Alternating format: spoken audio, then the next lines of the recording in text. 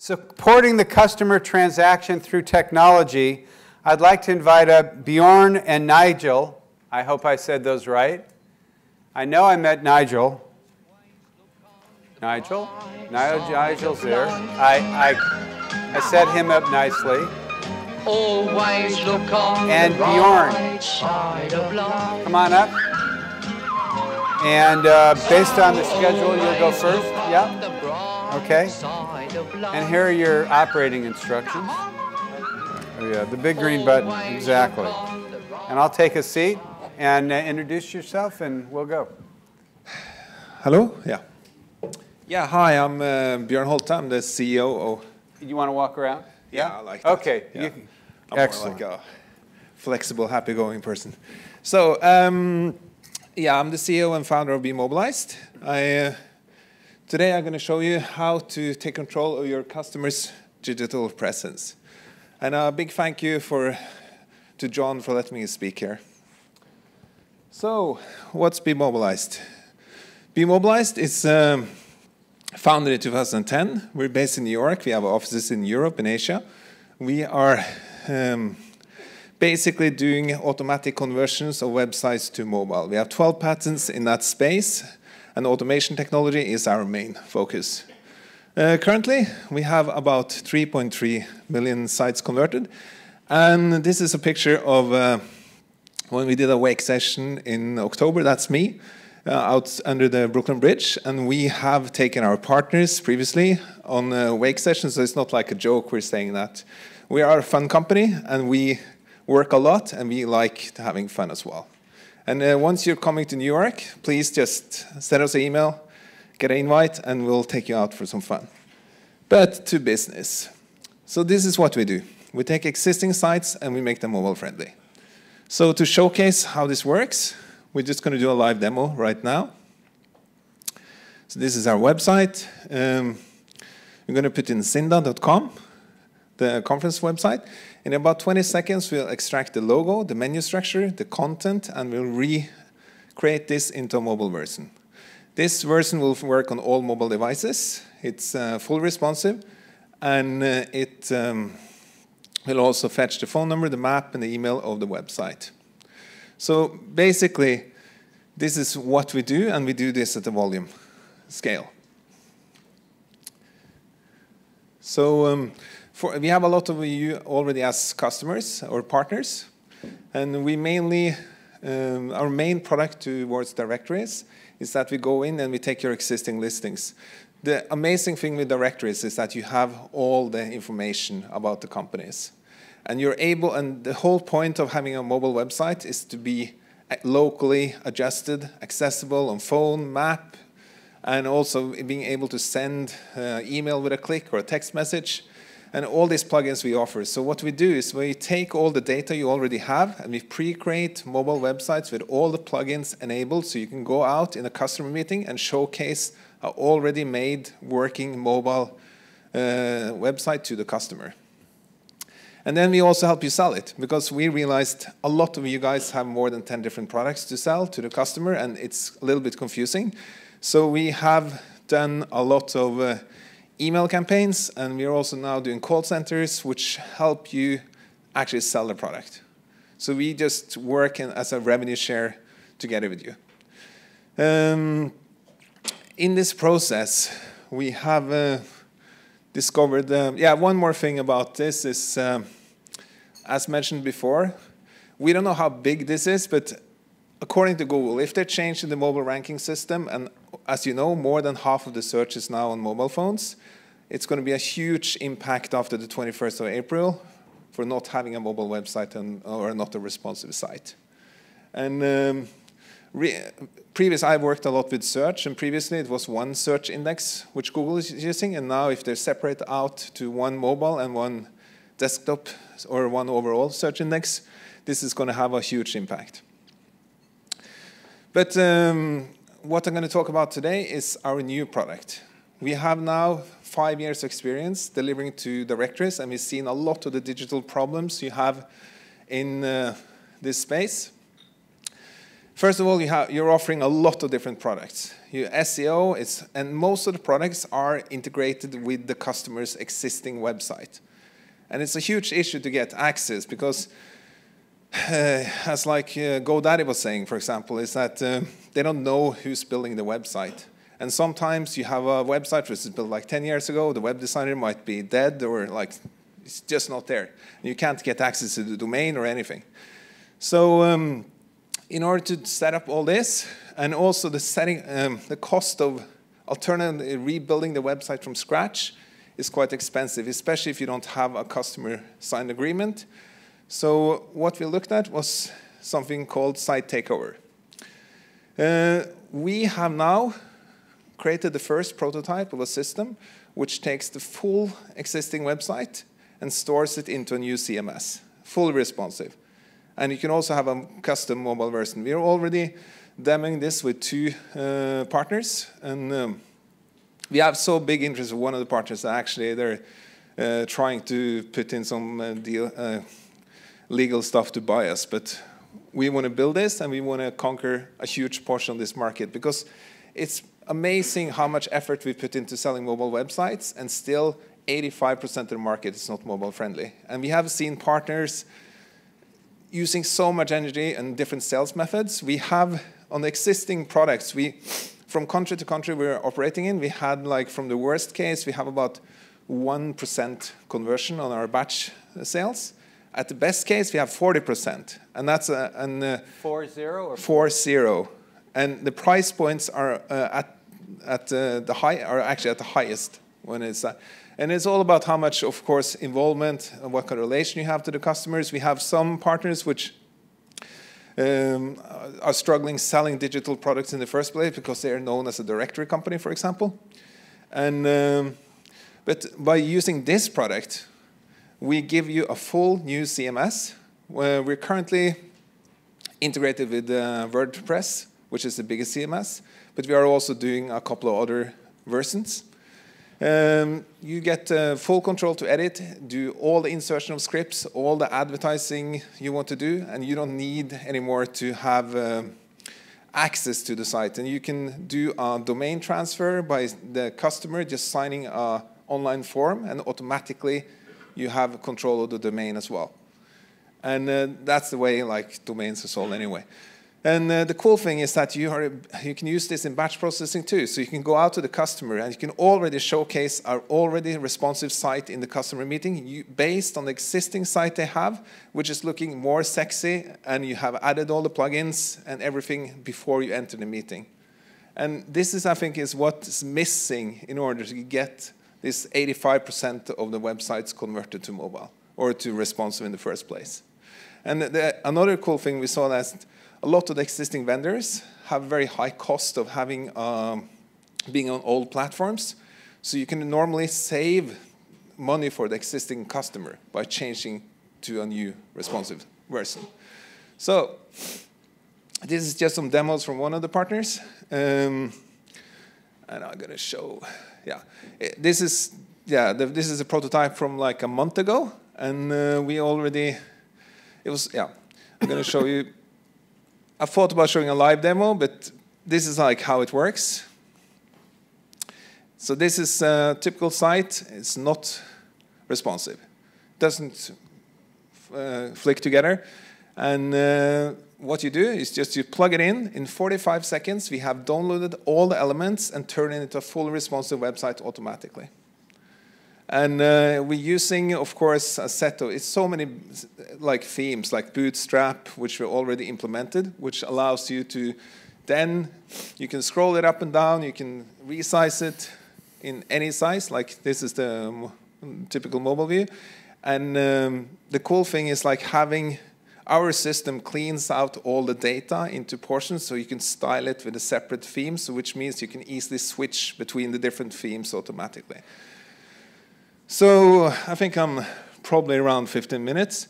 But all your directories and all your potential partners out there, we would love to work together with you. We have, it's kind of 2 approaches. We're doing one, which is doing like all types of sites, which we generically put into the system and output. The second one is taking legacy systems. If you're on like existing CMS and you want to port those sites perfectly over to a new CMS, we write parsers which does that 100%. And we, of course, it's limitations on some of the HTTPS stuff, and like if you have a bank as a customer, we can't take the whole bank and the back-end stuff. And we do search, we have connections with databases. We are somehow limited on e-commerce, but most e-commerce solutions are plugged into the existing website. So this is a typical solution which you're offering to your SMB clients which have like old legacy systems, or if you're running like a bunch of websites on the old system and you want to turn them all responsive with an optional mobile version just to keep not losing them to the web designers out there, this is a perfect solution as well. And yeah, we had like enormous response on the part we've done, and we have almost 10 years in patents and experience in just extracting data from the web. So we're one of the absolute leading companies in the world on doing that. Okay, thanks. Yeah. Yeah. We'll do questions afterwards. We'll do questions with both. Yeah. Okay.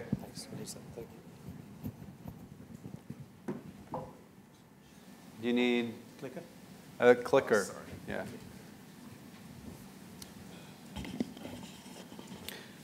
So good afternoon, everyone.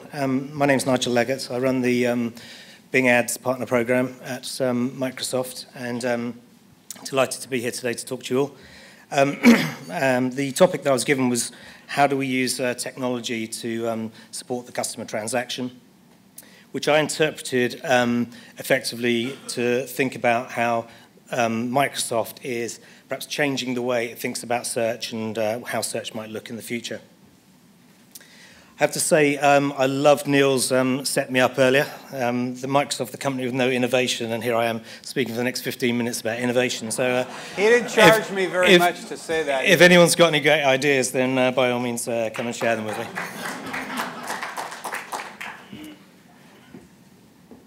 So I want to just start off by thinking a little bit about search and how it's evolved. I joined this industry with Microsoft in 2005. And, of course, search has got much more automated, it's got much more sophisticated.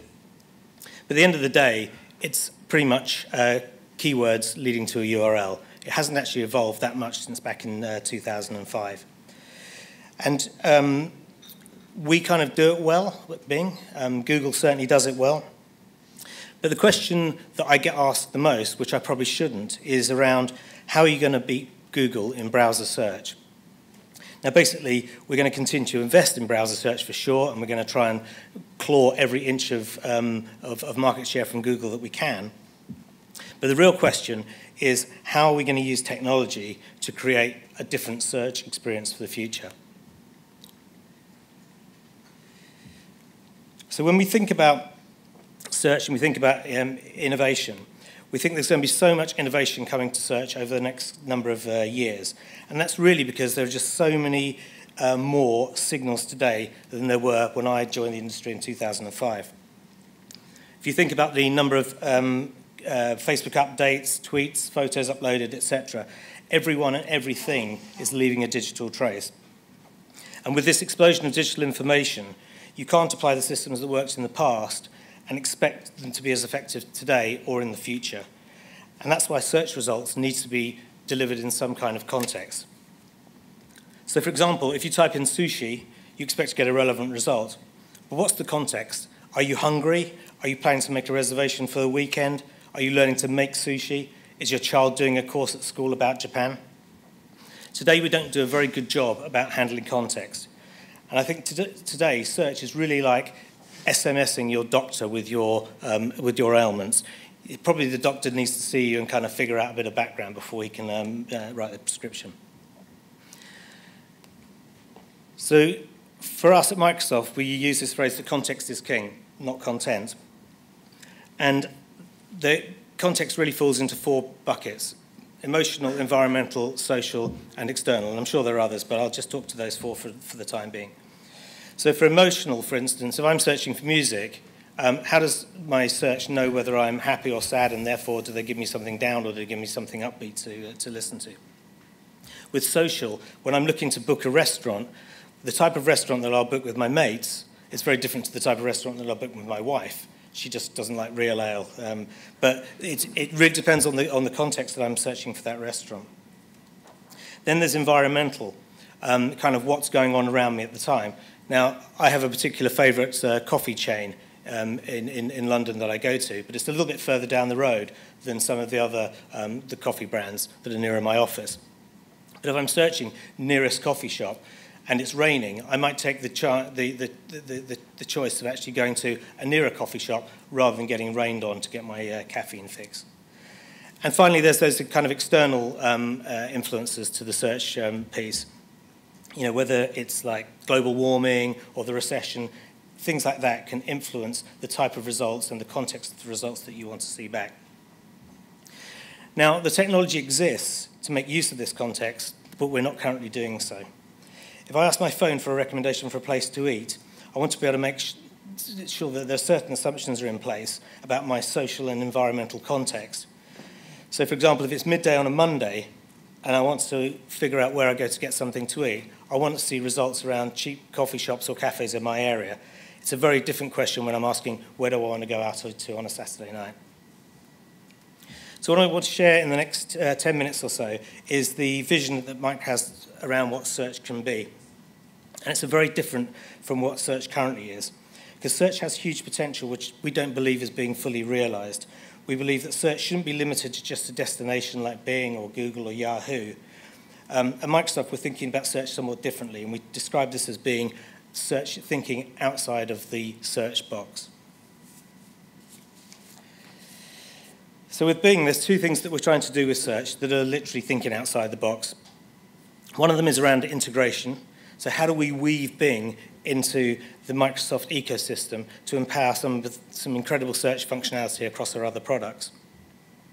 And secondly is, how do we innovate? So how do we use technology to come up with new and exciting ways to search that will delight both our customers and our advertisers? So clearly Microsoft used to be one of the biggest companies in the world before it fell off the slide. Bing is actually a real key cornerstone of our strategy. And we have this 4-color box piece there, but you might have noticed that in the build there, that Bing occupies that bottom right-hand part of the Microsoft logo. And I think it's fair to say that perhaps 3, 4, 5 years ago, Bing was kind of considered a little bit by Microsoft, or search period was considered by Microsoft a little bit as a problem child, didn't quite know what to do with it, it kind of sat outside the main part of the business. But now, search has become a critical part of Microsoft's all-up strategy. And basically, the reason for that is around about the modern consumer, and the modern consumer being constantly on or constantly referring to a device. Is a really slow build slide, but you can kind of get the point here. That basically from when a customer or when a consumer gets up in the morning to when they go to bed in the evening, they're using devices to kind of shape their day and shape how their day operates. And you can't effectively go through the day without having technology enhancing some of those actions. So the way Microsoft looks at it is that we're going to move beyond the PC, the browser on the PC, and basically Bing will become all pervasive across Xbox, across our mobile phone stack, across our tablets, and obviously we remain in the PC business. And this is really why Bing is fundamental to Microsoft's products. And if you look behind any of these brands, whether it be Xbox, whether it be Office 365, or any of those products, basically, if you can surface information from those products, then you can bet that Bing's behind it. So if we take an example here of Word Online. Word Online is the Word element of our Office 365 suite of products, which is also available as a standalone product on tablets. Bing is really neatly integrated here into the Word document. So there's if you can see it there, there's a document about George Washington, and with one click, Bing has gone to the web and brought in new information about George Washington, or additional information about George Washington, totally in context to the task that I'm trying to complete on Word. Another example here is, this is probably a little bit difficult for some of you guys to read, but this is an email between two work colleagues. One of the work colleagues is saying to the other one that he's got tickets to see a band called The War on Drugs, and they're playing at a venue called Coco, which is in Camden in London. And the guy that's received the email, to be honest, doesn't have a clue who The War on Drugs are. So from where that email landed in his inbox, he can pull in information from the web using Bing, where he gets some idea around who the war on drugs are. So there's a little bit of a bio, probably pulled in from somebody like Wikipedia. But then there's some bits along the bottom there saying people who are interested in the war on drugs are also interested in Beck, for instance. And he knows he likes Beck, so he thinks, right, I'm going to give it a go. Similarly, he lives out in West London, doesn't really know where Coco is, but he can pull in the Coco website, and it can tell him all about the venue, what time it's opened, and can figure out the destination, can figure out the directions from his current location. And serving information this way is both really simple and really intuitive. And as I said earlier, if we can surface information on a Microsoft product, then Bing's behind it. And we're pretty excited about where we're going with Windows 10. And really with Windows 10, I think what we're trying to do here is to bring all of our products kind of much more unified and all in one place. So we have a product called Cortana, which we'll talk about in a moment. And that will be on the desktop and on the tablet with the Windows 10 release. So it will bring the personal digital assistant to the PC, whereas it's currently just in the phone. So that will help you find your files, schedule meetings, adjust your settings, retrieve information from the web.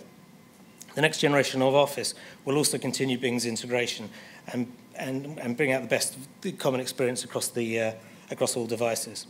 So think of what that means for an app developer. They can basically build once and deploy everywhere, but also think what that means for an advertiser or for a marketer. They can create one ad, but they can target across a whole range of devices that might be used at very different times of the day and in very different contexts. So I just want to move on to talk about innovation. And I've really got kind of 4 things that I wanted to call out. And I'm not suggesting for a second these are necessarily exclusive to Microsoft or that nobody else is doing them, but it just kind of gives you a flavour of what we're doing around innovating in search to help drive the user experience and perhaps change the way people think about search. So the first thing I want to talk about is predicting the future. And this isn't in a kind of, what numbers do I need to get in the lottery this week, Nigel? This is about bringing in the relevant data sources and the relevant context, again, to start thinking about more intelligent search results. And I'll just give you a good example. It's a little bit of fun, but it's an example of where we went with this. So in the World Cup last year, we asked Bing to predict who was going to win the knockout stages of the World Cup. Now, clearly, Bing didn't have to worry about England and their erratic performance in football because they'd already gone out weeks before. But the result was quite interesting. We actually were able to predict the outcomes of 15 out of the 16 knockout games in the World Cup.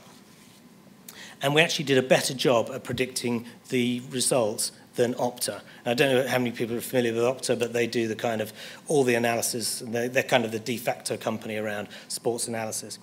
And one of the reasons why we were capable of driving a more accurate result is really the depth and the breadth of data that we were pulling in to make that decision around who was going to win the games. I'll just give you a little example. In the football, we actually measured the grass, what's the word I'm looking for? Lost my track.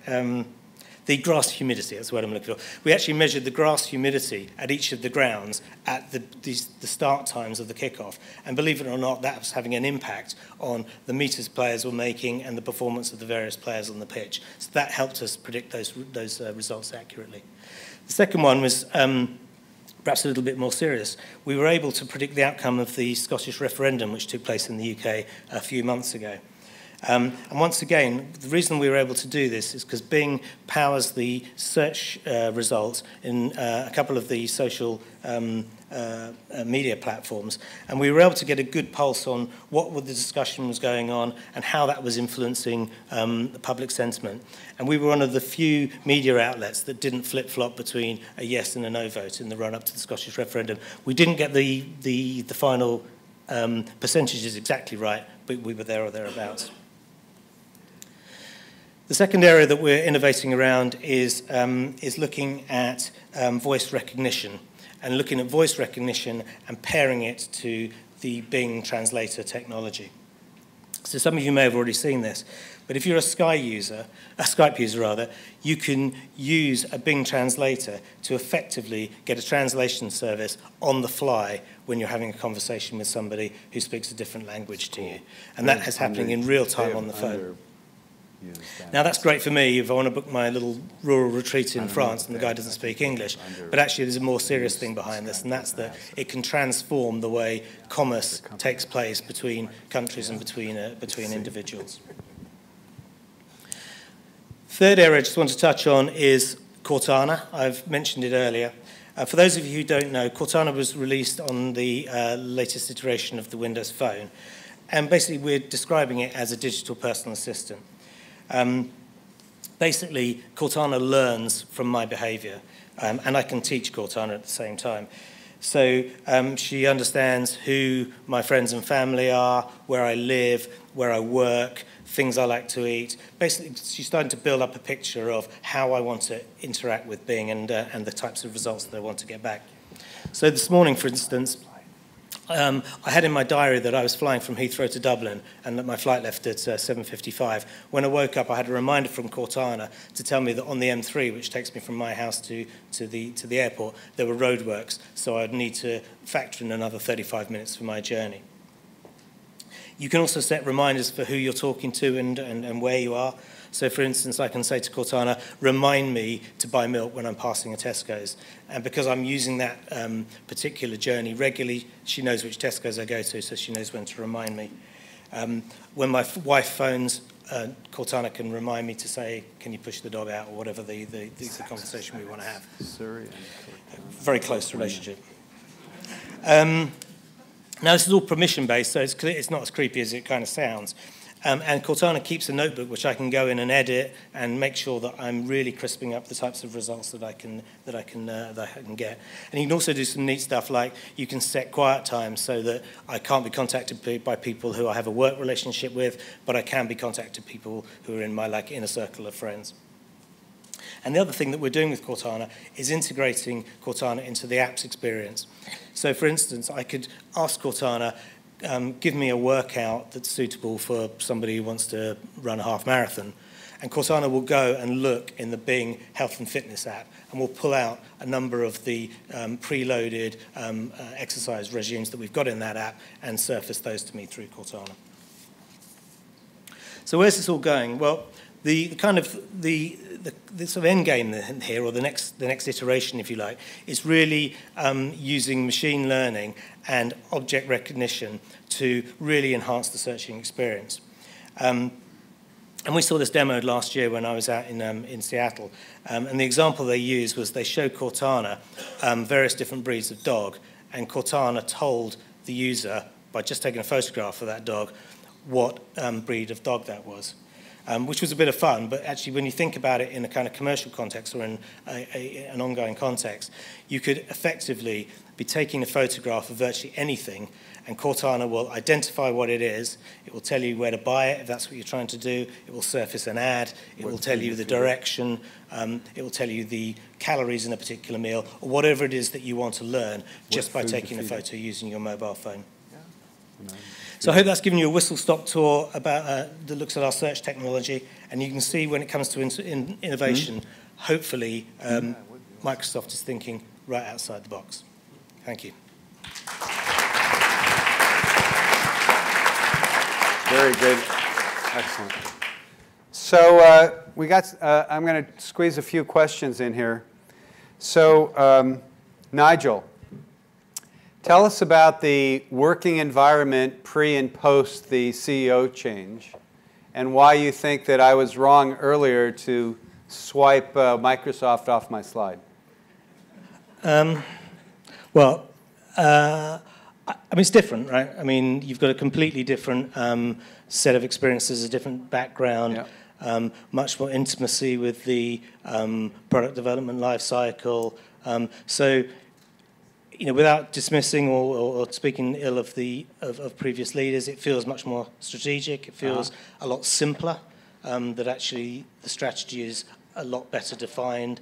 I talked about Windows 10 just now and how that kind of mobile and cloud-first strategy is coming to life with our product stack. So I think it feels more focused to me, if that answers the question. And I think why you were perhaps a little bit hasty to take down the picture was because I think that the pace of change that Satya's brought into the organisation since he's been there. I mean, just bear in mind he's been there a year, right? Yeah. And there's been a huge turnaround in the way we're organised, in the way we think about stuff, and in our product set. I think there's still some more to come. Yeah, from what you showed, there's clearly stuff going on.